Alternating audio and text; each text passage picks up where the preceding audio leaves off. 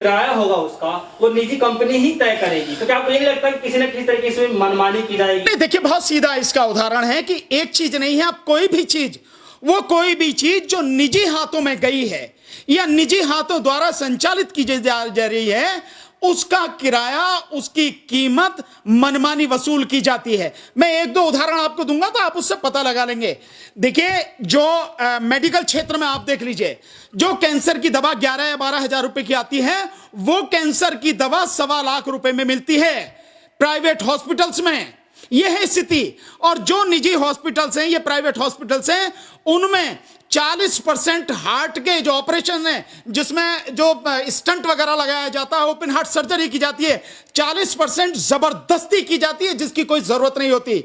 इसके अलावा एक अभी आपने देखा होगा कि एक वीडियो बहुत जबरदस्त वायरल हो रहा है, पंजाब से एक वीडियो है, मेडिकल स्टोर के एक मालिक हैं, सरदार जी हैं, वो उसको दिखा रहे हैं। वो बाकायदा बता रहे हैं कि एक दवाई जिस पे प्रिंट छपा हुआ है, एमआरपी जो छपा हुआ है, वो 2500 रुपए के लगभग है, 2500 रुपए से ज्यादा ही छपा हुआ है, लेकिन उसकी एक्चुअल कीमत क्या है? 419 रुपए उसकी कीमत है, मात्र 419 रुपए। इसके अलावा एक और दवाई है जिसकी कीमत 450 या 435 रुपए के लगभग की हुई है, उसकी कीमत मात्र 9 रुपए है। इससे बड़ी लूट और क्या होगी। और एक मैं उदाहरण आपको बताऊंगा, बड़ा जबरदस्त उदाहरण है। जब आमिर खान ने एक सत्यमेव जयते चलाया था, उस दौरान उस सीरियल में एक राजस्थान में आईएएस ऑफिसर थे, और आईएएस ऑफिसर के यहाँ पे एक लेडी जो है काम करती थी घर पे। वो एक बार जो है वो वहां से चले गए, अपनी छुट्टियों में कहीं घूमने गए हुए थे वो आईएएस ऑफिसर जो हैं, तो वो उनकी जो काम करती थी, वो उसके बाद में 5-6 दिन बाद जब वो घूम के आए, वो काम करने वाली के साथ में उसका बच्चा आता था छोटा सा। उसने जब वो दोबारा जब आए वहां से घूम के, तो वो काम करने वाली आई, लेकिन वो बच्चा साथ में नहीं आया। तो उन्होंने पूछा कि भाई वो बच्चा कहां गया? तो उसने बताया कि बच्चा मर गया। तो उन्हें बड़ा दुख हुआ कि जो बच्चा आता था काम करना, स्वाभाविक किसी से भी प्यार हो जाएगा, छोटे बच्चे तो कोई भी हो प्यार हो ही जाता है। तो उन्होंने पूछा भी क्या बात हुई? कह रहे आप लोग चले गए थे, बच्चा बीमार हो गया, उसे दस्त वगैरह लग गए, मैं दिखाने गई डॉक्टर को, उसने दवा लिख दी, और दवा लेने जब मैं वहां गई तो वो दवा थी 450 रुपए की।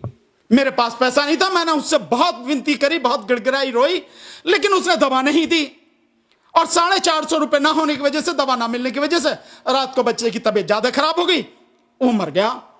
उन्होंने कहा भाई दिखाना कौन सी दवाई है। उन्होंने वो दवाई मंगाई, और दवाई मंगा के जब देखी, वो दवाई मात्र 4 रुपए की दवाई थी, मात्र 4 रुपए की। 4 रुपए की दवाई और 450 रुपए में दी जा रही है, और ये सबकी आंखों के सामने हो रहा है। ऐसा नहीं है कि नहीं कोई जानता नहीं हो, प्रधानमंत्री खुद इस बात को जानते हैं, पूरी कैबिनेट सरकार उनको जानती है। मैं एक और उदाहरण आपको इसके विषय में बताता हूं, इससे क्लियर हो जाएंगी वो सारी चीजें कि प्राइवेट हाथों में देने का, देश की संपत्ति, देश की तरक्की के लिए, देश के लोगों की सुविधाओं के लिए जो चीजें बनाई गई हैं, जो पहले बनाई, इस सरकार से पहले जो सारी चीजें बनी है, अगर आप प्राइवेट हाथों में दे दोगे तो कितना बड़ा नुकसान होगा। आपको ध्यान होगा, एक जिस समय यूपीए की सरकार थी, और उस समय गुलाम नबी आजाद स्वास्थ्य मंत्री होते थे। खुद गुलाम नबी आजाद का स्टेटमेंट एक न्यूज़पेपर में छपा था, मेरे पास रखा भी होगा अभी, कि जो इलाज जो हम यहां करते हैं, या जो ऑपरेशन हम यहां करते हैं अपने सरकारी हॉस्पिटल्स में जो होता है, प्राइवेट हॉस्पिटल्स में उसी बीमारी का इलाज, वही ऑपरेशन 10 गुने दामों पर होता है। यह स्थिति, मतलब एक कैबिनेट मंत्री, स्वास्थ्य मंत्री इस बात को स्वीकार कर रहा है। तो प्राइवेट हाथों में जाने का मतलब यह है कि मनमाने तरीके से रेलवे के जो किराया है वो निश्चित किया जाएगा, और ऐसी भी व्यवस्था की जा सकती है कि अगर आपके पास कार्ड नहीं है, आपके कार्ड में पैसा नहीं है, कितना भी जरूरी हो, आप उसमें चढ़ ही नहीं सकेंगे अगर आप टिकट नहीं ले पाए। और इतना महंगा अगर टिकट हो जाएगा तो कौन कौन ले पाएगा?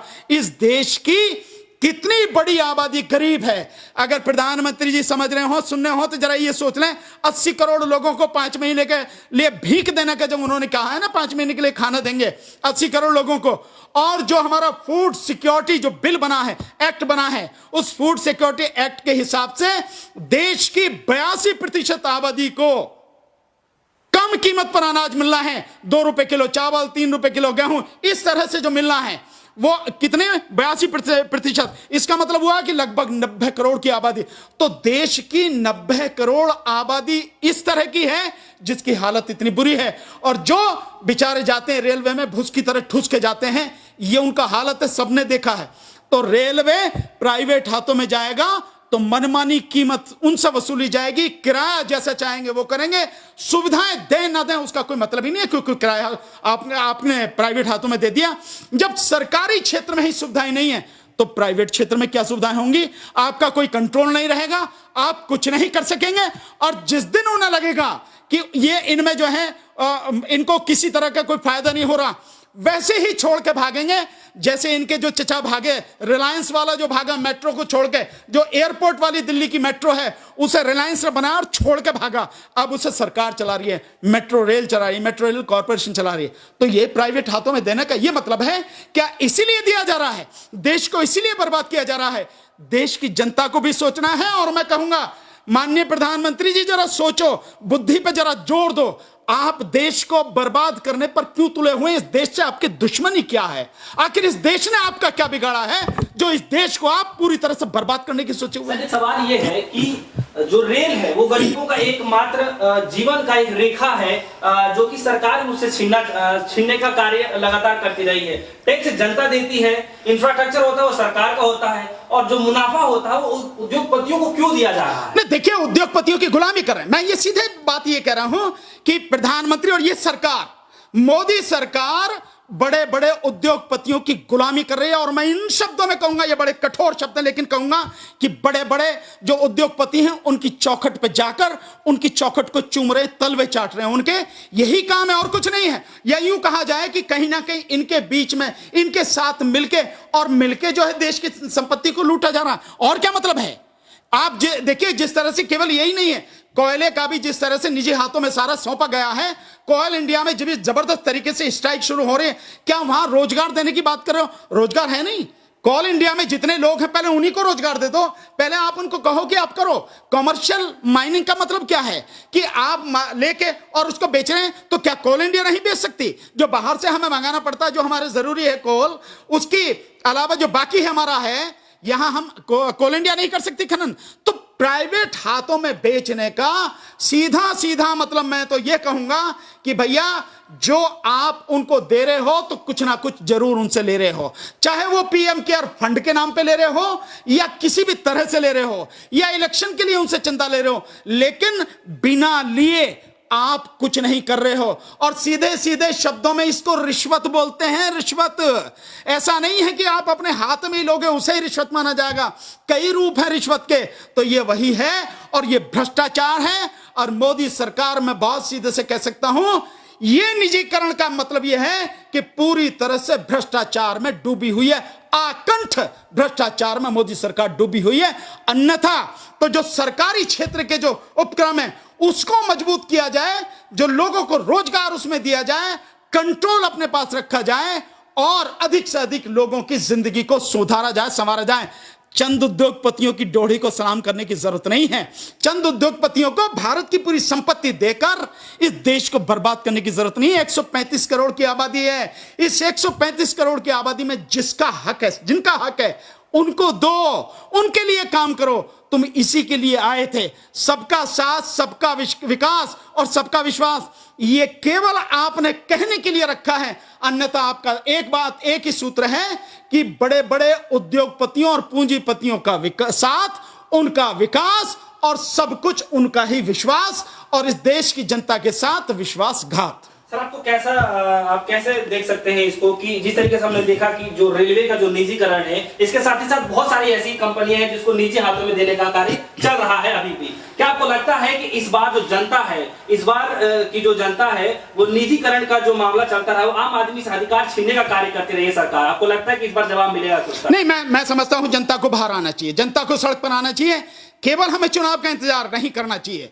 चुनाव में तो जो होगा सो होगा। चुनाव में तो इनको धूल चटानी ही चाहिए जनता को, ये तो प्रण ले ही लेना चाहिए। लेकिन मैं उससे आगे बढ़कर कहता हूं कि जनता को बाहर निकलकर इस सरकार का मुकाबला करना चाहिए, इस सरकार के खिलाफ विरोध करना चाहिए, ताकि ये निजीकरण नहीं हो सके। पहले प्रधानमंत्री इस बात को बताएंगे कि जो उन्होंने अडानी को 6 एयरपोर्ट दिए, अडानी अब उनमें से 6 एयरपोर्ट सरेंडर करने की बात कर रहा, क्योंकि जो एक निश्चित किराया जाना था साल भर का, वो किराया अभी उसने दिया नहीं अडानी ने, और वो उसके सरेंडर करने की बात कर रहा। तो एक तरफ जिनको दिए वो सरेंडर करने की बात कर रहे हैं, वो इन निजी वाले हैं, और आप पूरे इस देश के रेलवे को आप बेच दे रहे हैं। इसका मतलब ये हुआ रेलवे को जो आप बेच रहे हैं, तो रेलवे में जो 12-13 लाख जो नौकरियां हैं, उन नौकरियों को आप खत्म कर रहे हैं, क्योंकि जो सरकारी नौकरी में लोग हैं आज की तारीख में, उन्हें तो जाना ही पड़ेगा। उन्हें प्राइवेट वाले क्यों रखेंगे? प्राइवेट वाले अपने लोगों को रखेंगे, अपने हिसाब से रखेंगे, और बहुत कम स्टाफ रखेंगे, जिससे कि जो है जो उनका मुनाफा अधिक से अधिक हो। तो एक तरफ आप केवल निजीकरण नहीं कर रहे, देश की संपत्ति को बेच रहे हैं, जिसका अधिकार आपको नहीं है। दूसरा, देश में वैसे ही एम्प्लॉयमेंट नहीं है, और आप इस बेरोजगारी को और बढ़ा रहे हैं। तो माननीय प्रधानमंत्री जी, जरा बुद्धि पर थोड़ा सा जोर दो और सोचो कि तुम देशद्रोही हो या देशभक्त हो। दुनिया को देशद्रोही बोलते हो आप। ये सारे के सारे काम यही देशद्रोह के काम हैं, देशभक्ति किसी हालत में नहीं है। तो जिस तरह से आप बेच रहे हैं ना, ये आपके पिताजी का देश नहीं है, ये आपके पिताजी की, आपके बाबा जी की संपत्ति नहीं है जो आप बेचने में लगे हो। चाइना के सामने सरेंडर करके देश को बर्बाद करने में लगे हैं आप। अरे आपको जवाब देना, उसको जवाब दो ना, चाइना को, ड्रैगन को जवाब दो, मुंह तोड़ जवाब दो, तब पता लगेगी आप देश की संपत्ति को बेच के देश को बर्बाद करने पर क्यों तुले हुए हैं। कि आपको कभी नहीं लगता कि यह काम आपको कभी नहीं करना चाहिए? देश की संपत्ति है, देश के लोगों की संपत्ति है, उनकी तरक्की के लिए, उनकी बेहतरी के लिए